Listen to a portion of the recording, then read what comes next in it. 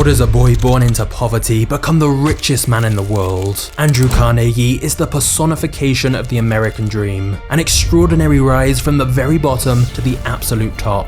However, I must warn you, there are two different sides to Andrew Carnegie. On the one hand, he was a hypocrite. He preached about workers' rights publicly, and yet privately he slashed his workers' wages, significantly increased their working hours, and essentially exploited his staff as slave labor in barbaric, dangerous conditions to build his fortune. He destroyed unions, and his actions resulted in countless unnecessary, brutal deaths. And yet, on the other hand, Andrew Carnegie may be the greatest ever philanthropist. After becoming the richest man in the world, he then spent the rest of his life giving almost all of that money away. He funded universities, schools, and nearly 3,000 free public libraries around the world to help others improve their own position in life. He's also responsible for incredible innovation that helped build America and change the way we do business. Carnegie's story is both inspiring and shocking, and involves several other business titans. For example, Carnegie was bitter rivals with Rockefeller, and also ended up making the biggest business deal in history with JP Morgan.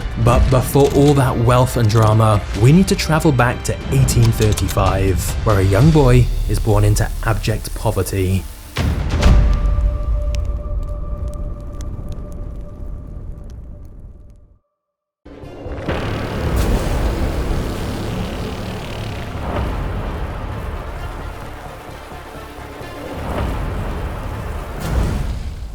Andrew Carnegie was born in Scotland, which is the reason I'm saying Carnegie instead of Carnegie, because this is how the Scots actually pronounce it. But Andrew's start in life was depressing to say the least. His first home consisted of just one main room inside a small cottage, which the Carnegies shared with another family. Andrew's father was a loom weaver, making cloth by hand, and Andrew had expected he would do the same thing when he was older. But then along came the Industrial Revolution and steam-powered looms, which put hand weavers like Andrew's father out of business. Suddenly, the little income the family had was gone. In order for the family to have enough money to survive, Andrew's mother stepped up and began working extremely long hours repairing shoes for people in the nearby area. Meanwhile, Andrew witnessed his father begging for work, a haunting image that would stick with him for the rest of his life. But it was soon clear that there was no real prospects left for the family in Scotland, and Andrew's mother had heard stories from her sisters in America that the US was the land of opportunity. So in 1848, the family sold all of their possessions and used the money to embark on a one-way trip to America in search of a better life.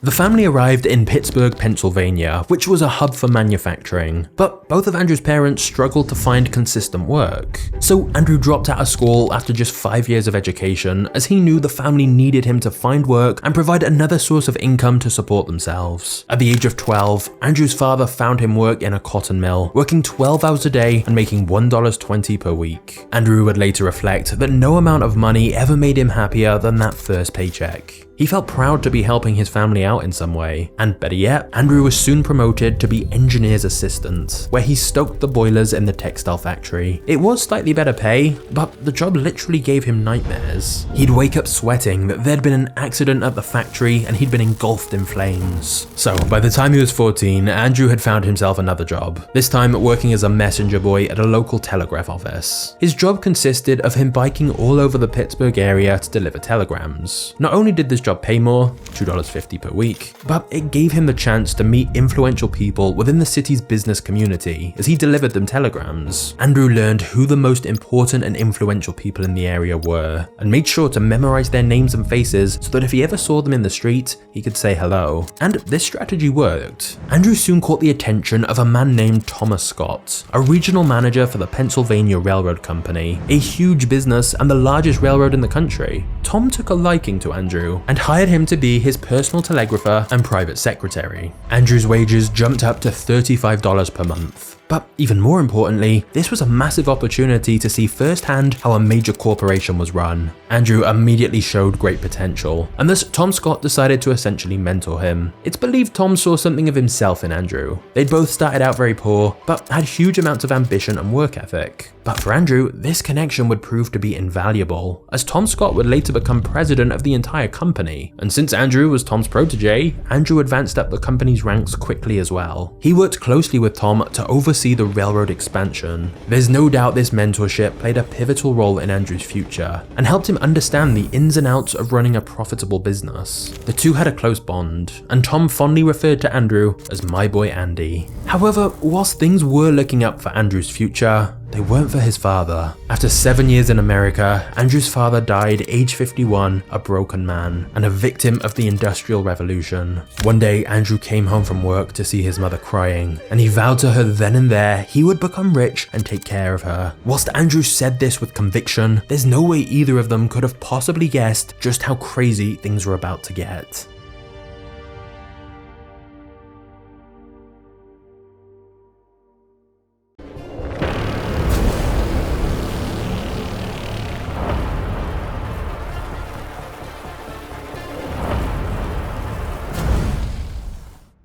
Andrew worked closely with Tom as they developed bigger cars and longer trains, meaning they could cover bigger loads and cut costs. Their railroad was also the first to keep trains moving 24 hours a day. Not only was Andrew learning a lot about business, but also about money. One day, Tom approached Andrew and told him to buy shares of a stock called Adams Express. It very quickly shot up in value, and it was the first time Andrew had made money so easily without doing any actual work. Now, this was blatant insider trading, of course, but Tom instilled in Andrew the idea of your money working for you, rather than you doing manual labor for money like Andrew had been used to. As Andrew continued to rise through the ranks at the railroad company, aided by his mentor, he was becoming increasingly well off, which meant that when the American Civil War came around in 1861, Andrew paid a substitute to take his place on the battlefield rather than fighting himself. By 1865, when he was 30 years old, Andrew was making more than $50,000 a year. However, Andrew was always looking for that next big opportunity, and so at this point, he decided it was time to leave the Pennsylvania Railroad and head to New York City with his mother, where they got a suite at one of New York's most fashionable hotels. Finally, he could give his mother a true taste of luxury. Once he got to New York, he began managing a business called the Keystone Bridge Company. That's because whilst working for the railroad, Andrew had foreseen the need for iron bridges to replace wooden bridges, and so he capitalized on the opportunity. However, the Keystone Bridge Company didn't just build bridges. Andrew made sure to apply the lessons he'd learned from his mentor and vertically integrate production, meaning they had their own iron mills to produce the iron for bridges rather than relying on iron mining and extraction companies like their competitors. This gave Andrew more control and the ability to cut costs, so he could offer better prices and dominate the market. Not just that, but Andrew had something most of his competitors didn't: connections in the railroad industry. He was able to sell a lot of bridges to rail companies looking to expand their routes thanks to the contacts Andrew had previously made. And one day, Andrew was approached with an intriguing proposition: building the largest rail and road bridge in America at the time, over a mile long, that would span the Mississippi River and connect east to west like never before. This would be a game changer for the railroads, but it quickly became clear why nobody had done this before. A normal bridge would not withstand the Mississippi current. They would need a stronger building material like steel, but at the time, it was extremely expensive and difficult to make in large quantities. That's why steel was used for small items like cutlery and jewelry, but certainly not for a huge structure like the bridge Andrew was planning. But Andrew felt convinced that steel was the future. If they could find a way to make steel cheaper, it could revolutionize not just bridges, but all kinds of different buildings. Andrew became fixated on the idea. He looked out across the Mississippi River and could envision his creation. He knew big rewards required risk, and so he threw himself fully into the project and began seeking a way to produce large quantities of steel. He traveled all around the country to different steel mills and chemists to try and learn everything he could. For a while though, it seemed like a lost cause, until someone finally introduced him to an English inventor called Henry Bessemer. Bessemer had created a new way of refining steel from molten pig iron that was much more efficient and cost-effective. The Bessemer converter, which was a pear-shaped furnace, allowed for the mass production of steel on a scale never seen before. It cut the time to manufacture a single steel rail from 2 weeks to 15 minutes, something that was previously believed to be impossible, and it was exactly what Andrew needed. It would still be expensive to set everything up, of course, but Andrew saw the potential and invested almost everything he had in this new technology from Bessemer and began to adapt it to his needs. He was willing to invest heavily in building building a gigantic steel production plant, something very few other entrepreneurs were willing to take a gamble on. But Andrew just had pure belief in the idea and went all in. Once he'd also got some additional investors to help him finance it, Andrew wasted no time in setting up his first steel mill using these Bessemer converters that could produce large volumes of steel. And after years of grueling work, the bridge over the Mississippi River was successfully built, the first ever steel structure of this size. It was a huge accomplishment, but there was one big problem.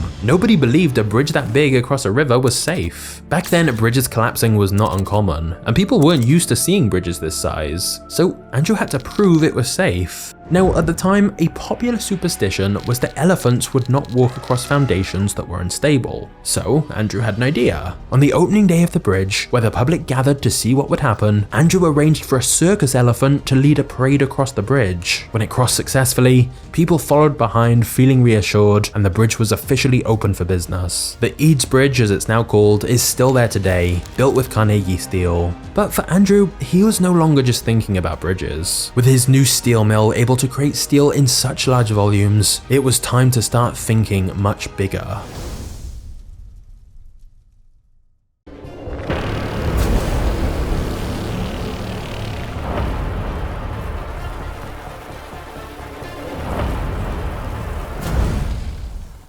Thanks to Andrew's steel mill and the Bessemer process, it was now possible to create large structures from steel. And initially, Andrew's biggest customer was the railroads, since they were eager to replace both their bridges and rail lines with steel now that it was affordable, as it was a stronger and more reliable material. Knowing that the railroads would be such a big customer, Andrew made a very unusual but strategic decision about the name of his first steel mill. Rather than naming it after himself, he instead called it the Edgar Thomson Steel Works, named after the president of the Pennsylvania Railroad. Andrew hoped naming it after one of the most influential men in the entire railroad business would show his public appreciation for the rail industry and help bring in more customers. And he was right. Almost immediately, Edgar Thomson himself ordered 2,000 steel rails from Andrew's Steel Company. However, part of the reason Andrew was able to produce steel at a more affordable price was that his steel plant was ruthlessly efficient. From his poor upbringings, he'd learned the value of tracking every penny, and this frugality stayed with him as he ran his steel business. His motto was, watch the costs and the profits take care of themselves. Unfortunately, one of the key ways to save money was cutting labor costs and extracting the maximum value from every worker. Thus, Andrew had his employees working 12 hours a day, 7 days a week. He gave his men just one holiday per year, the 4th of July. Every other day it was grueling work. Countless workers suffered devastating injuries from the job, and deaths were a common occurrence at Carnegie mills. Since workers weren't provided much protective equipment or safety measures, as cutting costs was always the priority. Employees were pushed to their absolute maximum, both mentally and physically, and Andrew tried to inspire competition between workers by pitting them against each other. Whilst this did help them produce record amounts of steel, this then became the new standard quota that they were expected to hit every week. If they didn't, they were fired. Needless to say, employee turnover was high as the job broke many of the staff. That worked for Andrew though, as he deliberately made sure the production used unskilled laborers doing repetitive tasks so that the labor was easily replaceable. As a result, the workers couldn't take any pride or craftsmanship in their work and felt dehumanized. Of course, some context is important. In the 1800s, it's not like Andrew Carnegie was the only one to try and push workers to their limits for low wages. But Andrew definitely prioritized efficiency and cost cutting above all else.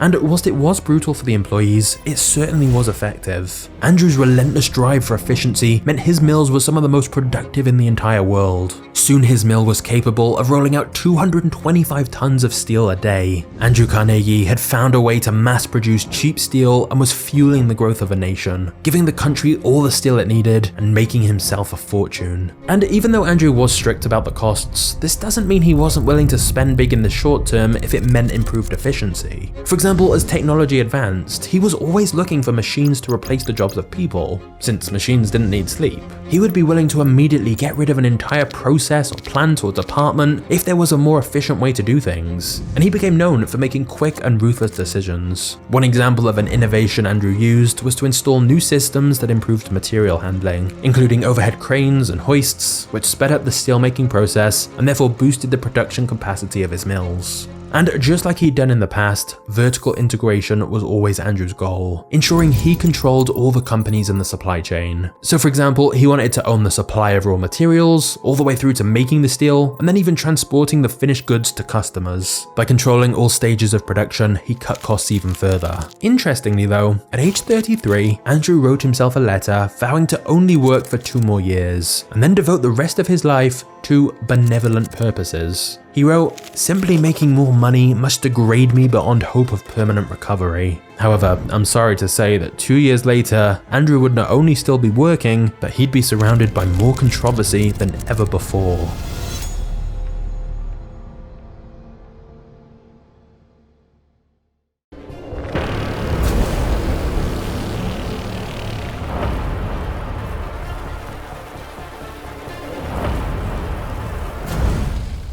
After a very successful start in the steel business, disaster suddenly struck for Andrew Carnegie. His biggest customer, the railroad business, began to face some major problems. They had been building railroads so rapidly that there were too many railroad lines competing with each other, and after the stock market crashed and economic activity slowed, suddenly the railroads didn't have enough business to sustain them. The country was facing a brutal depression around this time, and for Andrew Carnegie, the major problems the railroads were having meant orders from the railroad industry suddenly dried up, as they no longer had the money to buy his steel. This put Andrew in a perilous position himself, as his business model only worked if selling large quantities of steel.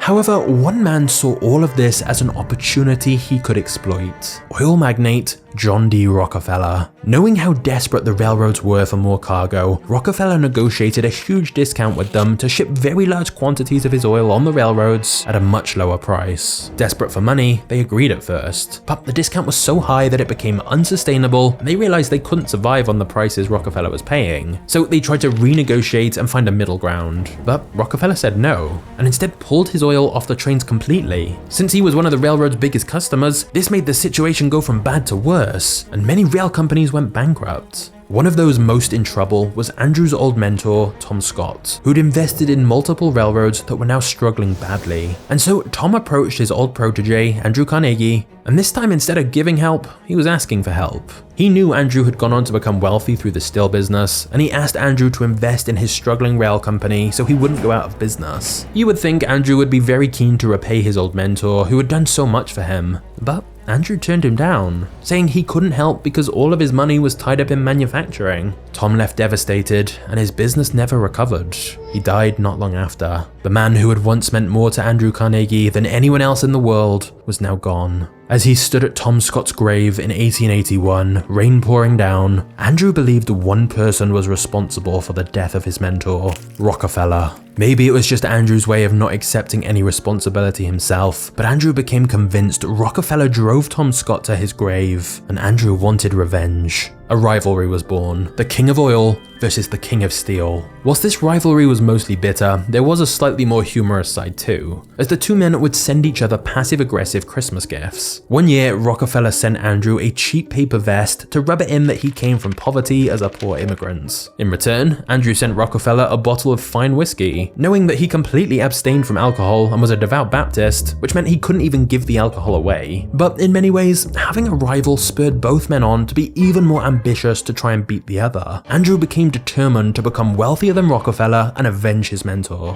With the railroad industry going through a tough time, Andrew pivoted slightly when he noticed a new market he could take advantage of. He was witnessing unemployed Americans flooding to big cities like Chicago and New York in search of work. And once again, Andrew saw the future, using steel to build skyscrapers, since big cities needed more buildings and offices, and steel would allow them to build much taller, more secure structures. So, Andrew's steel company began building tens of thousands of skyscrapers, and very quickly the landscape of America completely changed thanks to Carnegie Steel. This of course meant Andrew's profits began to increase rapidly. But although Andrew was making profits of over $1.5 million a year, his personal fortune was still much smaller than Rockefeller's. He needed a way to become even more profitable, and the good news was that he knew of a man who could help.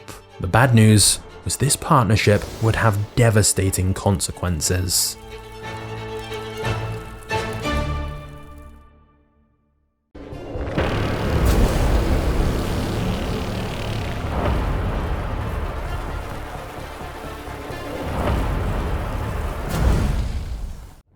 To help run his steel mills, Andrew brought in a man named Henry Clay Frick, another industrialist who had a reputation as a cutthroat executive known for his ruthlessness. Henry Frick had set a goal of becoming a millionaire by the time he was 30, and he'd succeeded in that. In fact, he was known for getting what he wanted by any means necessary. Whereas Andrew was actually quite thin-skinned and cared about what people thought of him, Frick did not care at all. He was merciless, and Andrew believed a partnership with Frick would give his company the edge it needed to completely dominate the steel industry. While some questioned giving Frick so much power within his company, immediately Frick started to prove his worth. Through fear and intimidation, Frick renegotiated improved contracts with suppliers for Andrew's company. Frick also used his toughness to cut costs further and eliminate waste. But most importantly, by putting Frick as the face of the company, it allowed Andrew to deflect any blame or criticism away from himself. For example, despite record-breaking profits, they decided to cut worker wages even further. But Andrew made out like it was Frick's decision, and it was Frick who delivered the news. Likewise, Frick had a reputation for breaking up unions and stamping out any efforts for workers to band together. And sure enough, most of Carnegie's steel mills had no unions. So basically, Frick acted as a barrier between Andrew and unpopular or controversial decisions. He got Frick to do those kind of jobs like cutting salaries and extending working hours. And thus, as a combined team, Andrew and Frick were a powerful force. One example of their ruthlessness is what they did to a rival steel plant called Duquesne Steelworks. Duquesne had begun to beat Andrew at his own game, using innovative technology and systems to cut costs. And Andrew was concerned by this competition, and knew it was going to be hard to win in a fair fight. So, with the help of Frick and their combined contacts, Andrew spread a rumor that Duquesne Mill was producing defective steel. He circulated a note to various railroads warning them not to use steel from Duquesne Works because it lacked what he called homogeneity. Now, nobody knew what this term actually meant, but it didn't sound good. In fact, it sounded scary enough that it frightened off many customers from buying steel from Duquesne, as they were concerned about its quality. Now, these rumors that Andrew spread were completely made up, but he knew that if Duquesne's sales slowed enough, they'd become unprofitable. And at that point, Andrew temporarily undercut Duquesne's pricing to quicken their demise. He was willing to make a loss on orders if it meant taking customers from Duquesne and driving them out of business. Within a year or so, Duquesne was in financial ruin, and Frick negotiated a deal for him and Andrew to buy Duquesne Steelworks at a bargain price. Once they bought Duquesne Steelworks, they learned of the techniques they'd been using to drive down costs, and they implemented the exact same process at their other mills. The same process that a few months earlier they'd been telling everyone not to trust. This was just one example of Andrew and Frick doing whatever it took to win. And spreading lies about a competitor was nowhere near the worst thing they did. But we'll get to that.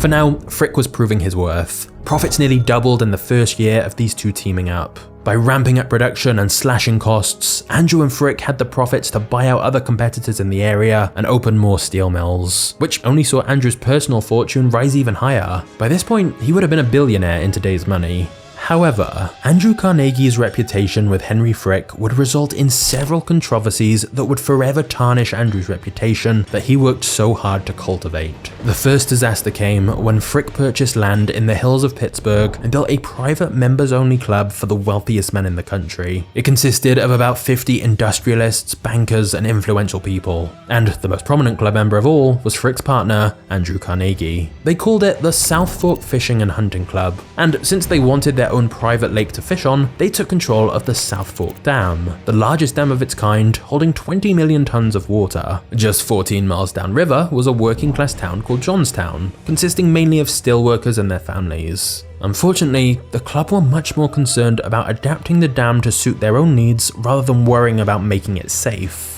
Thus, they made changes like leveling off the top to make room for a road, and also lowering the dam by several feet. This completely went against the safety advice they were given. In fact, local officials begged Frick to strengthen the dam, but the club didn't seem to care. They wanted their fishing and hunting club to be perfect. It won't surprise you to hear that in 1889, when a rainstorm came along, the dam breached, sending millions of gallons of water to the towns below. 2,209 people were killed, including 400 children. Bodies would be found for years to come, as many bodies washed hundreds of miles away. The Johnstown flood was the worst man-made disaster in the United States at the time, and the club used their money to ensure they weren't held accountable. Now, it should be stressed that Andrew Carnegie was simply the most prominent member of this club. There's no indication he himself was directly involved in anything to do with the dam, but Andrew did help sweep the whole thing under the rug to protect Frick. And just Andrew's close connection to Frick and his involvement with the club was enough to tarnish Andrew's reputation in the media. There was understandably public outcry over the negligent actions of this ultra-wealthy club whose modifications to the dam had seemingly helped cause this tragedy. And unfortunately for Andrew, this was just the very beginning of the controversies he'd be involved with. Things were about to get much worse.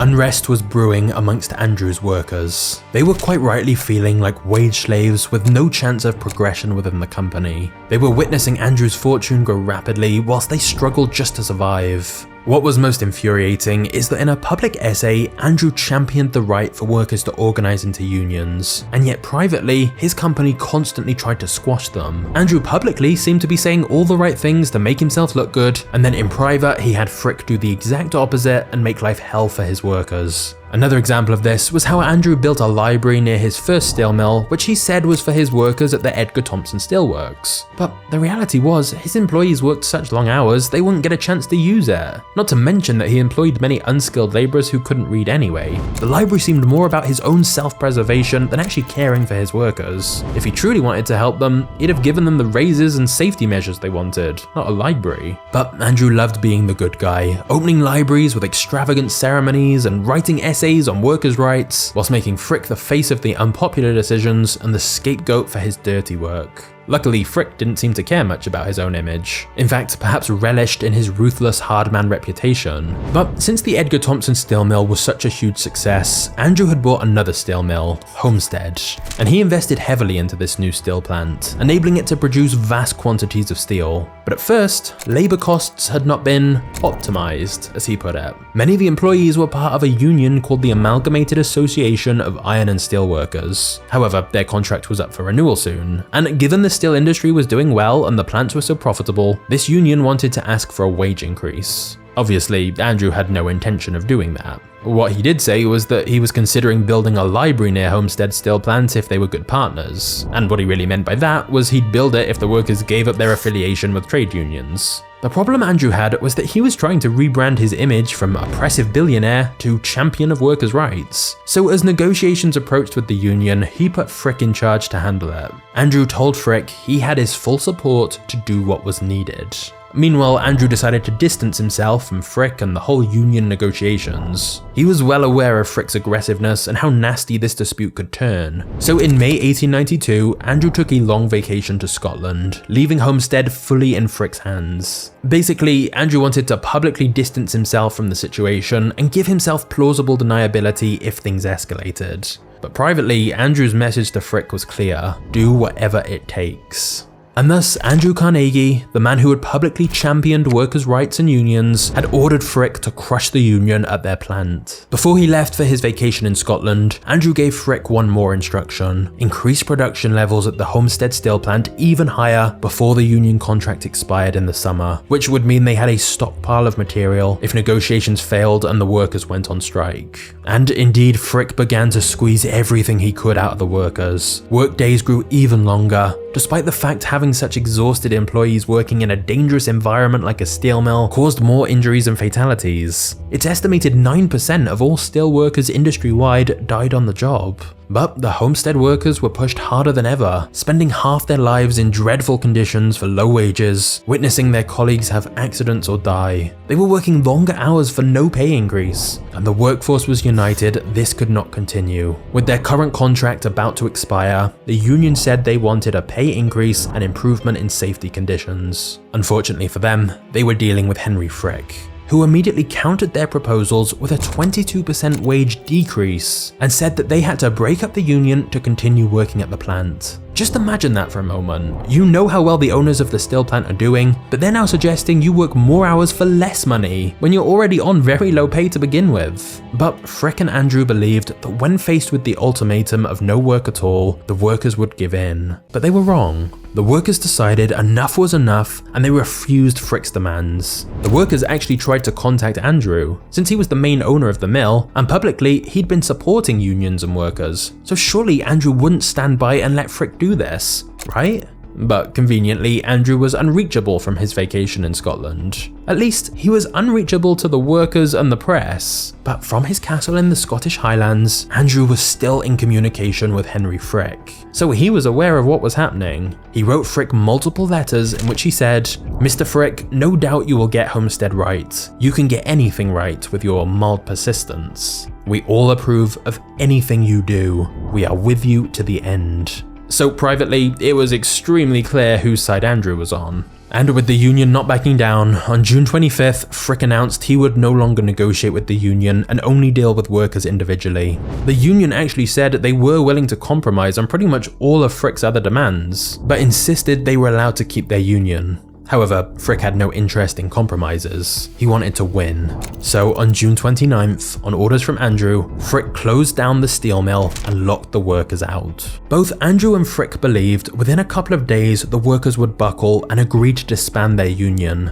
and then go back to work with no pay increase. If the workers didn't back down, Frick said he would replace the Homestead workers with non-union immigrant workers who would take their jobs. As Andrew and Frick figured, the workers would rather keep their jobs than their union, and some money was surely better than no money. Of course, shutting down the mill for a couple of days wasn't ideal, but remember, Andrew and Frick had already prepared for this, as they'd stockpiled materials in advance by pushing workers harder than ever in the months prior. What they hadn't prepared for was just how united the workers were. They'd reached a breaking point, as they'd given so much of themselves to the mill that they deeply believed they were entitled to at least some of its success. Thus, the workers went on strike, and thousands of Homestead workers seized the mill. They barricaded themselves in front of the Homestead steelworks, preventing Frick bringing in any replacement workers to take their jobs. As a result, steel production remained halted, as the plant was surrounded by striking workers. Of course, Frick was not someone to back down easily. Andrew Carnegie's words were still ringing in his mind: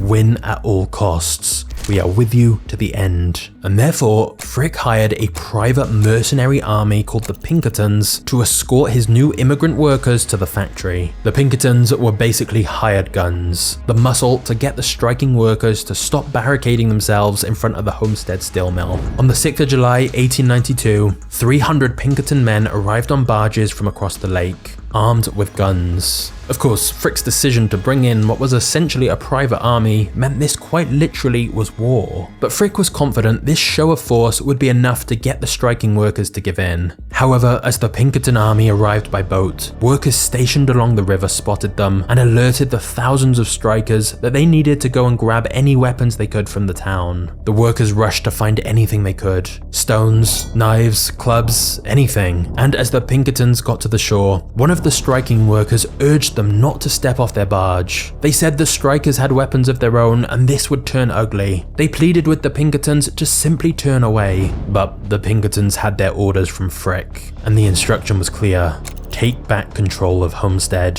Now, historians still aren't certain who fired the first shot, but what we do know is that very soon the area surrounding Homestead steel mill was filled with the sound of stones, bullets, and cries. The battle had begun. The striking workers rolled a flaming freight train car at the Pinkerton barges. They also tossed dynamite in the river to sink the Pinkerton boats, and pumped oil into the river and tried to set it on fire. In response, the Pinkertons fired their guns and violent chaos broke out. For 12 brutal hours, the battle raged on. During the fighting, it's estimated 9 Homestead workers were killed, 7 Pinkerton army men were killed, and countless people on both sides were injured. So much blood was spilled, and people on both sides lay dead and brutally beaten. But when the fighting stopped, it was the Pinkertons who surrendered. In truth, when Frick had hired them, they'd not expected the workers would put up a fight like this. And somehow, the striking workers had managed to hold their ground. The workers thought they had won, and Frick would now be forced to negotiate with them. But they were wrong.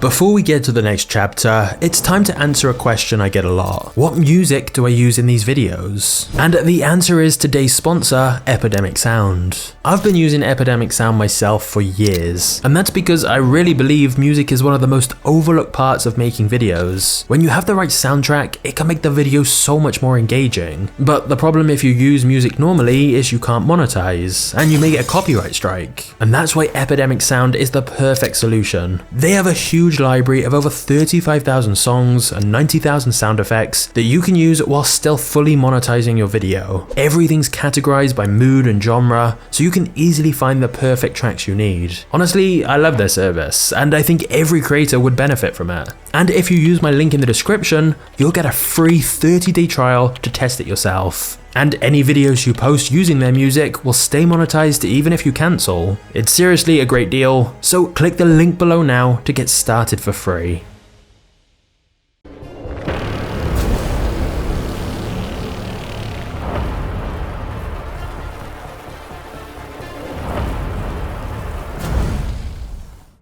Hearing of the violence at Homestead, the Pennsylvania government sent in the state militia to restore order. 8,000 troops came to intervene and resolve the situation. However, their resolution was to reclaim the mill for Carnegie steel. This time, the workers were massively outnumbered and they were forced to leave. This meant that Frick was able to reopen the steelworks and bring in his cheaper replacement workers, and thus many of the original Homestead workers were out of a job. In fact, as a result of this, some of them would not have just lost their jobs, but their homes, everything. And of course, several had literally lost their lives. Some of the original Homestead workers were able to stay on still, but with lower pay, longer hours, and the same lack of safety. They also had to agree to ironclad contracts that made workers give up their rights to be part of a union. The result of the Homestead strike would mean that there would be no steelworkers union for another 45 years. It was one of the pivotal moments in American labor history, and a huge victory for Andrew Carnegie and Henry Frick. However, whilst from an economic perspective, Andrew had got exactly what he wanted, his carefully cultivated image was in shambles. The public were outraged over the violence that had taken place at Homestead. Andrew extended his stay in Scotland, hoping the backlash and controversy would blow over eventually, but in reality, it would leave a permanent stain on his reputation. He was dubbed the arch sneak of this age, whilst another quote from the time said, "Say what you will of Frick, but at least he was a brave man. Say what you will of Carnegie, he was a coward." After all, it seemed like Andrew hid away and sent others to do his business. But this does raise the question, how much blame can Andrew actually take for the Homestead tragedy? Now, in his autobiography, he didn't feel he deserved any blame. He still maintained he had no idea what would happen and took no responsibility. He wrote that nothing in all my life before or since wounded me so deeply, and it seemed like he saw himself as a victim just as much as the workers. He said, "Had I been there, the tragedy would not have occurred." He was insistent he was unavailable and had no idea about the events of Homestead until it was too late. And in defense of Andrew, it's true that he was in Scotland during all of this. If he'd been there, it's definitely possible things would have been different. It was Frick who ultimately hired the Pinkertons, and I don't think Andrew or Frick actually believed any fighting would take place. They thought the workers would give in once the armed Pinkertons arrived. It's not like Andrew intended this or could know exactly what would happen, and I certainly don't think Andrew ever wanted or thought any blood would be shed. But unfortunately, he miscalculated. And Andrew, as the main owner of the plant, surely has to take some responsibility, because multiple documents and letters clearly show Andrew was well aware of Frick's plan to put down the union, and he repeatedly gave Frick approval and assurances to do whatever was necessary. For example, one of Andrew's letters in the middle of the tensions specifically said, "Never employ one of these rioters, must not fail now." And of course, it was Andrew who put Frick in charge of it all, despite knowing that Frick had used Pinkertons in the past. Andrew was well aware of Frick's brutal methods and what his intentions would be. Andrew also knew how tense the situation was and how easily it could escalate, and yet he kept sending letters encouraging Frick. Andrew could have stopped the whole thing long before it ever got to a point where people were killed.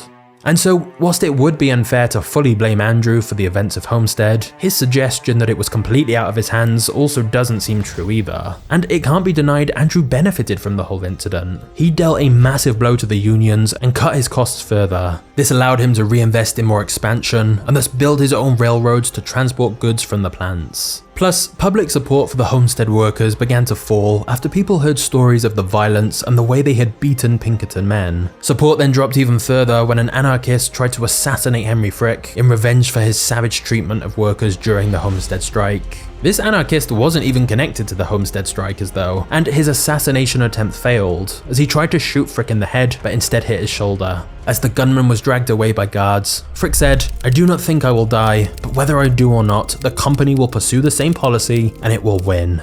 Frick didn't die. In fact, in true Frick style, he was back to work as normal that same week. But all of this did seem to change public sentiment slightly, especially as many people could see that Carnegie's low-cost steel did have great benefits for the whole country. And thus, without a union and with dwindling public support, the workers had no bargaining power and wages remained low. The workers did try to reorganize several times, but Andrew and Frick implemented an elaborate system of corporate spies in their steel mills, basically meaning they had men working for them who kept managers up to date on any employees who were potentially trying to organize anything or band together. As a result, they could stop any union efforts before they ever developed. As a result of these spies, people were scared to say much to each other, and any sense of community had been destroyed. A common phrase at the time was, if you want to talk at Homestead, you must talk to yourself. Given that Andrew's own father actively campaigned for better working conditions when he was alive, it does make it even stranger that Andrew was so willing to crush unionizing efforts. But honestly, all throughout his life, Andrew seemed at a conflict with himself. On one hand, genuinely believing workers deserved more, but also knowing that in order for him to win in business, he had to drive down costs and be more efficient than his competitors. Andrew was clearly keen to just try and move on from the whole incident though. In a letter to a friend, he wrote,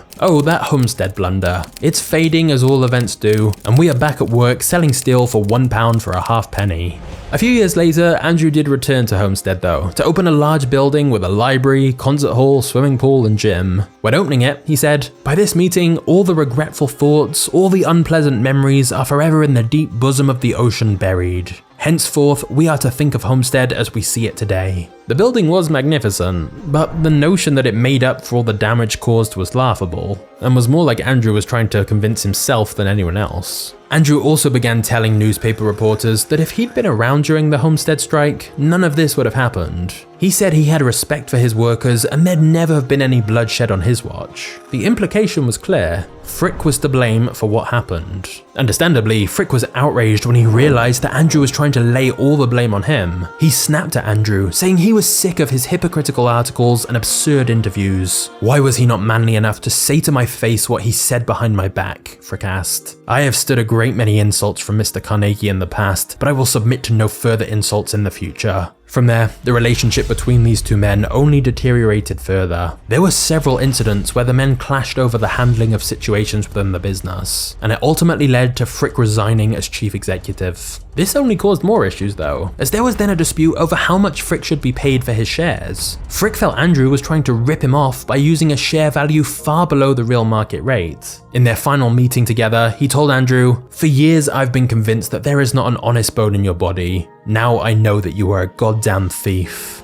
Frick ended up suing for the market value of his shares in the company, and Frick's lawsuit was one of the most high-profile private lawsuits in American corporate history. This court battle got lots of attention in national newspapers. After all, it was a great story. Two titans of industry who had once been partners, now going at each other. A revenge tale filled with betrayal and deceit. The lawsuit also meant financial details of the company were revealed, as until then, no one had any idea how profitable Carnegie Steel had become. Turns out, it was on track to make around $40 million in 1900, equivalent of around 1.4 billion in today's money. Andrew and Frick had deliberately kept these numbers secret because they knew it would spark criticism from union leaders and politicians. And so, in order to avoid more private details being revealed in court, a settlement was reached with Frick where he got bought out for $31.6 million, and in return, he gave up any management role in the company and withdrew his lawsuit. From then on, the two men kept apart and never met up again. But Frick seemed to enjoy taunting Andrew from afar. For example, he would send Andrew messages mocking him for any bad business decisions he made.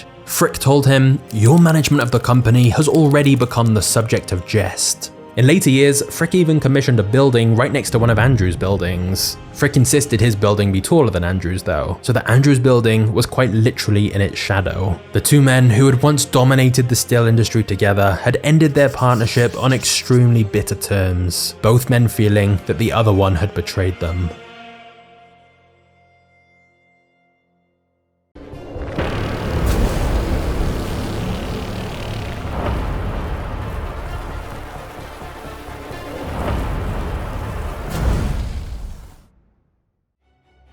Despite the controversy, Andrew's steel mill continued to thrive. In fact, by the turn of the 20th century, Andrew's company produced more steel than the entire country of Great Britain. However, as Andrew was now approaching his 70s, he wanted more leisure time with his family. Andrew's wife was desperate for him to sell his business so they could spend the last part of their lives together without Andrew being constantly immersed in work. And thus, after so many years of building his steel empire, Andrew was now open to the idea of selling it. The issue was that it was so valuable, there weren't many people who could afford to buy it. There was one man who showed a keen interest though, an extremely wealthy financier named John Pierpont Morgan. Remember how we said earlier that the railroad industry had gotten into a bit of a mess? Well, JP Morgan had used that to his advantage, buying up underpriced railroads and merging them together to create hugely dominant companies, thus building a fortune in the railroad industry. And after conquering the rail business, JP Morgan had turned his attention to one of the country's most other profitable industries, steel. The problem was his plants weren't as efficient or low cost as Andrew Carnegie's, and JP Morgan knew if he wanted to dominate the steel business, his best hope was buying Andrew Carnegie's company, rather than trying to compete with him. The deal was actually brokered by another recognizable name, Charles Schwab, who at the time was president of Carnegie Steel, as he was the one who had replaced Henry Frick. And thus, Charles Schwab was the middleman connecting these two magnates together. Charles first approached JP Morgan to find out if he was interested, which he was, and then Charles suggested the idea to Andrew. But it's reported Andrew's wife gave Charles Schwab a piece of advice. She said, "Ask my husband about selling his company when you're on the golf course, as that's when he's most relaxed and in a good mood. Oh, and let him win." Sure enough, it worked, and Andrew agreed to the idea of selling his steel empire to JP Morgan. If they could agree on a price, of course. So in 1901, JP Morgan told Andrew Carnegie to write down the number he wanted for his business. On a piece of paper, Andrew wrote $480 million. With inflation, that price works out around $17 billion today. But it's reported that JP Morgan merely glanced at the paper and without any hesitation agreed on the spot to the deal. When the two men shook hands after signing, Andrew said to him, "I wonder if I could have asked you for $100 million more." To which JP Morgan answered, "If you had, you would have got it." But still, it was the largest business transaction in American history. And once the deal was complete, JP Morgan then combined Carnegie Steel Company with several other steel companies and created US Steel, the world's first ever billion-dollar corporation. Meanwhile, the sale of his steel business made Andrew Carnegie the richest man in the world. The boy born into poverty in Scotland with seemingly no hopes and no connections had risen to the highest financial level imaginable. He'd made obscene wealth. But at what cost? And what was he gonna do with all that money? Hey guys, before we get to the next part of the story, I just want to say that if you find these videos interesting, please consider turning on notifications for MagnatesMedia. I'm working on some even bigger projects right now, so if you want to make sure you see them when they're ready, just hit the notification bell now. Also, I just want to say a massive thank you for watching this channel. These videos do take a long while to make, so honestly, I really appreciate all your comments and support. So yeah, thank you for everything, and now let's get back to the story.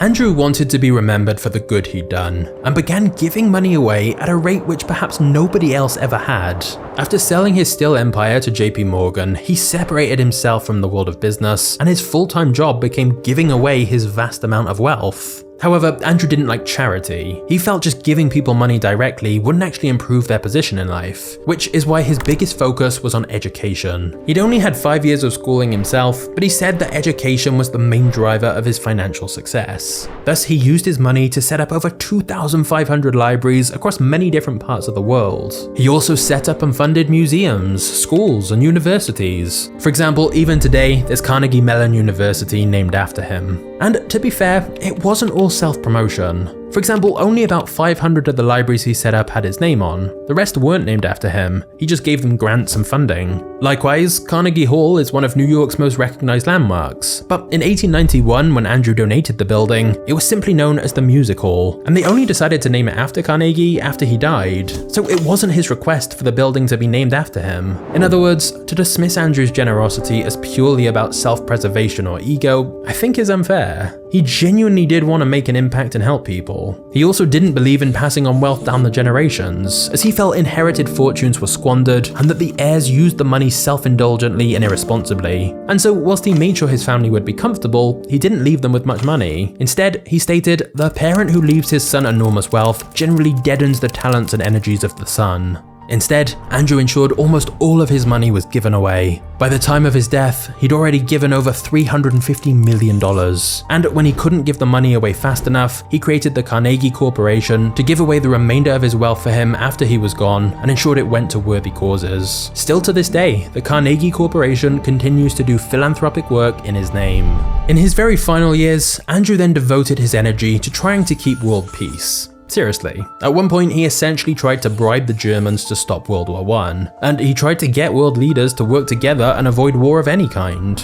So, considering all of the good he did in his later life, how should we feel about Andrew Carnegie? Many choose to view his donations more cynically. For example, you could argue Andrew's philanthropy was because of a guilty conscience. From his involvement in the club that caused the Johnstown flood, to the tragedy of Homestead, to the poor working conditions, to the abusive treatment of his workers, and the endless injuries and deaths at his plants, it's possible he saw philanthropy as atonement, his way of trying to put things right. Others believe his philanthropy was more about self-preservation, ensuring his name would live on and be remembered fondly via foundations, charities, and buildings he set up. Essentially, that he was more concerned about leaving behind a positive legacy. And others even think that his rivalry with Rockefeller played a part. They were so competitive that as they got older, they seemed to be competing who could give away more of their money and be the bigger philanthropist. However, whilst all of these things may be a factor, it does seem Andrew genuinely did want to help people. He often repeated the line that the man who dies rich dies disgraced. In fact, in his article called The Gospel of Wealth, he described how he felt the wealthy had an obligation to use their fortune to improve society as a whole. The article was very influential, and Andrew is often credited with having established the precedent of corporate philanthropy, inspiring future billionaires to think more about giving their money away too. And so it's only fair to stress that Andrew did do a lot for humanity. Firstly, by significantly improving the supply and efficiency of steel and helping to build so much, and then by giving away more money than any of us could ever dream of. His vast donations towards education have no doubt helped countless people and had a very positive impact on the world.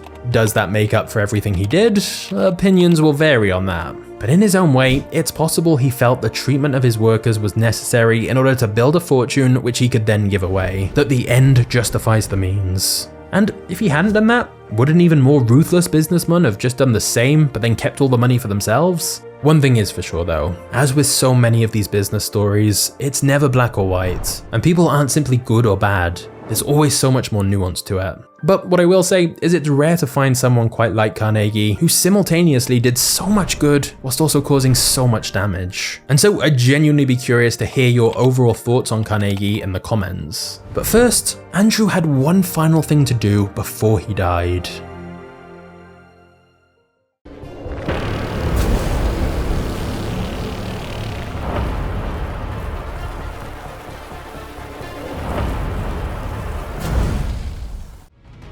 In his final years, knowing that his time on this earth was nearly up, Andrew Carnegie still had one final piece of business to attend to. He sent a messenger boy to deliver a message to his old business partner, Henry Frick.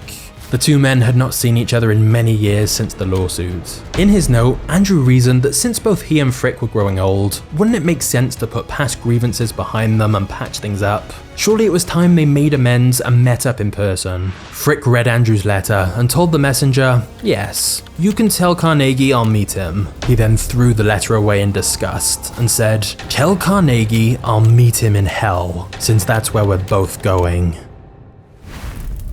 Okay, now that you know Carnegie's story, it's time for the sequel. Let's find out how JP Morgan built his empire, and what he did after purchasing Carnegie Steel Company. Just click the thumbnail on screen, and I'll see you there in a second.